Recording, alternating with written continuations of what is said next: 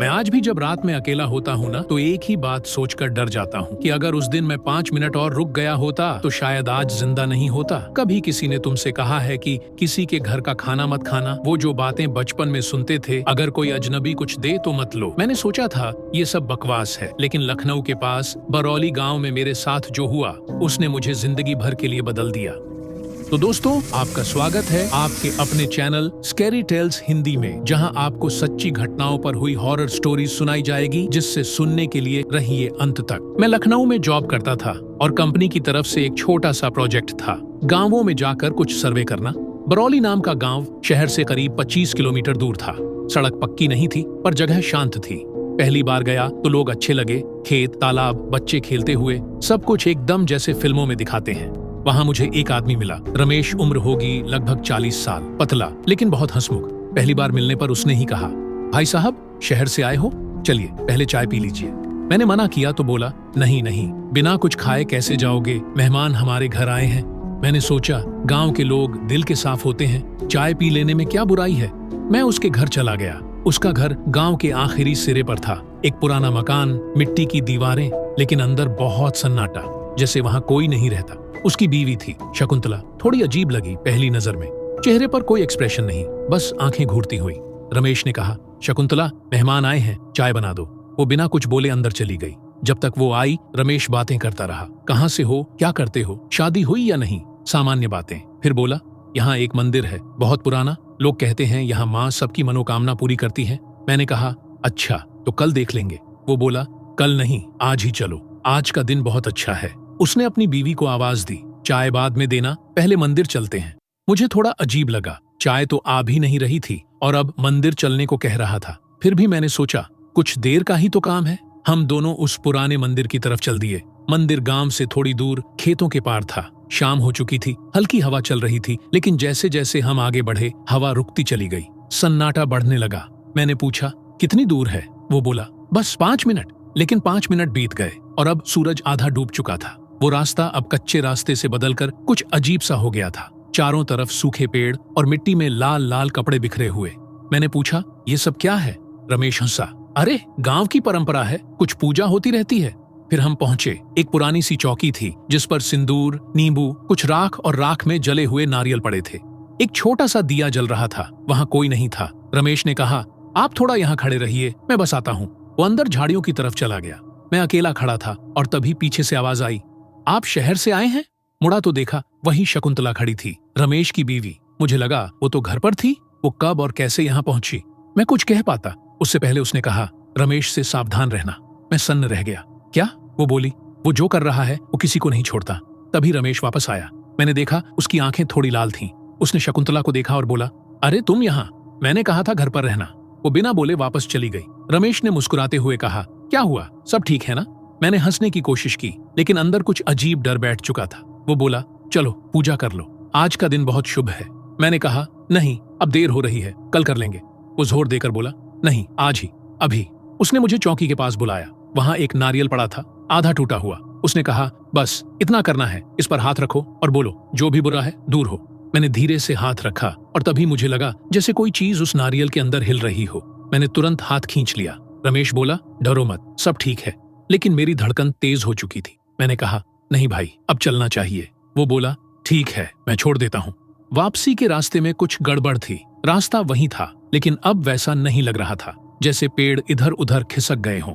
रात पूरी तरह अंधेरी हो चुकी थी। मैंने मोबाइल निकाला, नेटवर्क गायब। वो बोला, यहाँ ऐसा ही रहता है, चिंता मत करो। जब हम गांव पहुंचे तो उसने कहा, अब आओ खाना खाकर जाना। मैंने कहा, नहीं बहुत देर हो गई है। वो बोला, थोड़ा सा ही तो खाना है, मना मत करो। मुझे पता नहीं क्यों, लेकिन मैं फिर भी मान गया। उसके घर के अंदर एक ही दिया जल रहा था। उसकी बीवी बैठी थी, सामने थाली रखी थी, उसमें चावल, दाल और दूध का कटोरा। उसने कहा, पहले दूध पी लो।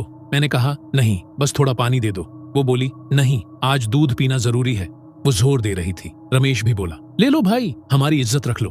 मैंने गिलास उठाया और जैसे ही नाक के पास लाया, एक बहुत हल्की सी गंध आई, कुछ सड़ा हुआ सा। मैंने कहा, ये दूध ताजा नहीं है? वो बोला, अरे नहीं, अभी अभी दुहा है। मैंने झूठा मुस्कुराकर गिलास नीचे रख दिया और कहा, मुझे ऑफिस का फोन आ गया है, जाना पड़ेगा। वो दोनों बस मुझे घूरते रहे, फिर बोले, ठीक है जैसा आप चाहें।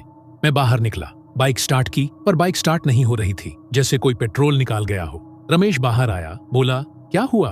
मैंने कहा लगता है पेट्रोल खत्म। वो बोला चिंता मत करो, रात यहीं रुक जाओ। मैंने मुस्कुराकर कहा नहीं, पैदल चला जाऊंगा, 2 किलोमीटर की बात है। वो बोला रात में?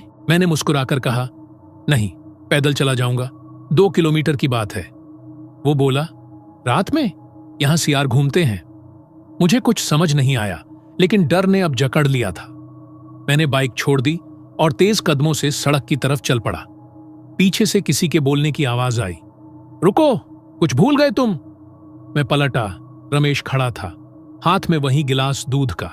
वो बोला यह अधूरा नहीं छोड़ना चाहिए, नहीं तो अधूरा ही रह जाएगा। मुझे समझ नहीं आया वो क्या बोल रहा है। मैं भागा, सीधा खेतों के बीच से कांटे लग रहे थे, लेकिन मैंने पीछे मुड़कर नहीं देखा। करीब आधा किलोमीटर चला तो सामने सड़क दिखी। वहां से किसी ट्रक वाले को हाथ दिया और किसी तरह शहर पहुंचा। अगले दिन सुबह मेरे मोबाइल पर अज्ञात नंबर से कॉल आया। क्यों भाग गए थे कल रात? वो आवाज वही थी, शकुंतला की। मैंने फोन काट दिया, लेकिन दिल की धड़कन इतनी तेज थी कि मैं बैठ गया। दोपहर को ऑफिस पहुंचा तो चपरासी ने कहा, सर एक पैकेट आया है आपके नाम पर। मैंने देखा, छोटा सा गिफ्ट बॉक्स भूरे कागज में लिपटा हुआ, उस पर लिखा था, सिर्फ जब मैं कहूं तब खोलना। मेरे हाथ कांप गए। भेजने वाले के नाम में लिखा था शकुंतला। सुबह तक मैं बिल्कुल ठीक नहीं था। रात की वो सारी बातें मेरे दिमाग में बार बार घूम रही थीं। रमेश, उसकी बीवी शकुंतला, वो मंदिर और सबसे बढ़कर वो पैकेट जो मेरे नाम आया था। मैंने कई बार सोचा कि खोल दूं या फेंक दूं, लेकिन क्यूरियोसिटी थी कि आखिर उसमें है क्या। आखिर उसने जब मैं कहूं तब खोलना क्यों लिखा था। दोपहर के करीब 12 बजे मेरे मोबाइल पर फिर वही नंबर आया, वो धीमी और ठंडी आवाज शकुंतला की। अब खोल सकते हो, उसने कहा। मैं एक पल को जम गया। कैसे उसे पता चला कि पैकेट मेरे पास पहुंच चुका है? मैंने डरते हुए बॉक्स खोला। अंदर एक काले धागे में लिपटा हुआ छोटा नींबू था, जिस पर लाल धागा और राख जैसी कोई चीज लगी थी। नीचे एक पुराना कागज जिस पर लिखा था, अब तुम उसके निशाने पर हो। मेरे हाथ कांप गए। मैंने तुरंत बॉक्स बंद किया और ऑफिस से बाहर निकल गया। कुछ तो गड़बड़ थी। शाम को मैं अपने दोस्त अरुण के पास गया। वो मेरे साथ कॉलेज में था और थोड़ी बहुत तांत्रिक चीजों में दिलचस्पी रखता था। मैंने उसे सारी बात बताई। उसने कहा, तूने बहुत गलती की वहां जाने की। बरौली का नाम सुना है ना कभी? मैंने कहा, पहली बार। वो बोला, वो गांव पहले ब्लैक मैजिक के लिए बदनाम था। कई बार वहां से लोग गायब हुए हैं। सरकारी रिकॉर्ड में कुछ नहीं लिखा, लेकिन गांव वालों में डर है। मैंने कहा, अब क्या करूं? वो बोला, सबसे पहले वो चीज मुझे दिखा। मैंने बॉक्स निकाला। अरुण ने धागा हाथ में लिया और जैसे ही उसने छुआ, वो चीख पड़ा। उसके हाथ पर जलने का निशान बन गया। वो चिल्लाया, इसको अभी दूर फेंक, जल्दी। मैंने बॉक्स उठाया और बाहर जाकर सड़क किनारे फेंक दिया। अरुण बोला, ये कोई सामान्य नींबू नहीं था, इसमें किसी की आत्मा को बांधने की कोशिश की गई थी, और अगर तूने वो दूध पी लिया होता ना, तो शायद अब तक मर चुका होता।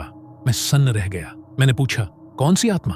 वो बोला, रमेश, किसी और को नहीं, शकुंतला को मार चुका है। मैं हक्का बक्का रह गया। क्या? वो बोला, हाँ, शकुंतला जिंदा नहीं है। जिसे तूने देखा था वो उसकी छाया थी। वो तुझे बचाना चाहती थी। मेरे पूरे शरीर में जैसे खून जम गया। मैंने कहा, लेकिन वो तो मेरे सामने थी, उसने बात भी की।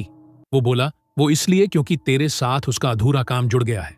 रमेश ने तुझ पर वही काला जादू करने की कोशिश की थी जो वो बाकी लोगों पर करता था। तू भाग आया, इसीलिए जादू अधूरा रह गया। मैं चुप रहा। मुझे अब सिर्फ एक ही सवाल था, अब मैं क्या करूं? अरुण ने कहा, बरौली वापस जाना पड़ेगा। जिस जगह उसने तुझसे पूजा करवाई थी, वहीं इस जादू को खत्म किया जा सकता है, वरना ये तुझे धीरे धीरे खत्म कर देगा। मुझे डर लग रहा था, लेकिन कोई चारा नहीं था। अगले दिन सुबह हम दोनों बाइक लेकर बरौली की तरफ निकल पड़े। सड़क वही थी, लेकिन अब वहां कुछ और ही माहौल था। दिन में भी जैसे धुंध सी थी। गांव के लोग हमें देखकर खामोश हो गए। कोई कुछ नहीं बोला। हम सीधे रमेश के घर पहुंचे। दरवाजा आधा टूटा हुआ था और अंदर पूरा सन्नाटा, कोई नहीं था। अरुण ने कहा, उस मंदिर की तरफ चल। हम दोनों खेतों से होते हुए उसी जगह पहुंचे जहां वो चौकी थी, लेकिन अब वो चौकी टूटी पड़ी थी। दिया बुझा हुआ, राख उड़ चुकी थी और वहीं पास में जमीन में कुछ गड़ा हुआ लग रहा था। अरुण ने लकड़ी से मिट्टी हटाई। अंदर एक मिट्टी का बर्तन था जिसमें वही लाल कपड़े, बाल और काला तेल जैसा कुछ था। उसने कहा, यही है उसका जादू। जैसे ही उसने बर्तन उठाया, पीछे से किसी के बोलने की आवाज आई, क्यों लौट आए? हम दोनों पलटे। रमेश खड़ा था। चेहरा अब पहले जैसा नहीं था, फीका, आंखें गहरी काली और मुस्कान बेहद डरावनी। वो बोला, अधूरा काम पूरा करने आया है तू? अरुण ने कहा, तेरा खेल अब खत्म हो गया रमेश, तूने कितनों को मारा है? वो हंसा, क्यों, तू भी मरना चाहता है क्या? इतना कहते ही उसने अपने दोनों हाथ फैलाए और हवा अचानक तेज चलने लगी। आसपास के पेड़ झूमने लगे, मिट्टी उड़ने लगी। अरुण ने जेब से कोई मंत्र लिखा, कागज निकाला और जोर से पढ़ने लगा। रमेश चिल्लाया, रोक दे, नहीं तो तू खुद जल जाएगा। लेकिन अरुण रुकने वाला नहीं था। उसने वो कागज बर्तन पर फेंका और बर्तन में आग लग गई। साथ ही हवा और भी तेज हो गई। मैंने देखा रमेश की त्वचा पिघलने लगी। वो पीछे हटते हुए बोला, तूने समझा क्या मुझे रोक लेगा? और फिर अचानक वो जमीन में धंस गया, जैसे किसी ने उसे खींच लिया हो।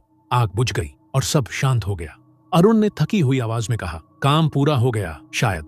लेकिन तभी मंदिर की दीवार से वहीं शकुंतला की परछाई दिखी। वो बोली, धन्यवाद, अब मैं मुक्त हूँ, और धीरे धीरे हवा में गायब हो गई। हम दोनों गांव से बाहर निकले। आसमान साफ था, हवा थम चुकी थी। सूरज की किरणें खेतों पर पड़ रही थीं, जैसे बरसों बाद वहां कोई सुकून लौटा हो। अरुण ने धीरे से कहा, अब सब खत्म हो गया। मैंने सिर हिलाया, लेकिन अंदर अभी भी डर था। हम बाइक पर बैठे और वापस लखनऊ की तरफ चल पड़े। रास्ते में मंदिरों के पास से गुजरे तो अपने आप हाथ जुड़ गए। कभी सोचा नहीं था कि जादू टोना जैसी चीज इतनी सच्ची लग सकती है। घर पहुंचकर मैंने दरवाजा बंद किया, बिस्तर पर बैठा और आंखें बंद की। सिर भारी था, लेकिन दिल हल्का लग रहा था। फिर याद आया वो नींबू, वो काला धागा और शकुंतला की वो आखिरी आवाज, अब मैं मुक्त हूँ। मैंने धीरे से कहा, भगवान करे अब कोई और उस रास्ते पर न जाए। मैं उठा, खिड़की खोली, धूप कमरे में फैल गई। पहली बार इतने दिनों में मुझे लगा अब डर सच में चला गया है। तो यह थी मेरी असली हॉरर स्टोरी, और आशा करता हूं कि आपको मेरी सच्ची घटना पर आधारित कहानी पसंद आई होगी। ऐसी ही असली हॉरर स्टोरीज सुनने के लिए चैनल को सब्सक्राइब करें और वीडियो को लाइक करें। धन्यवाद।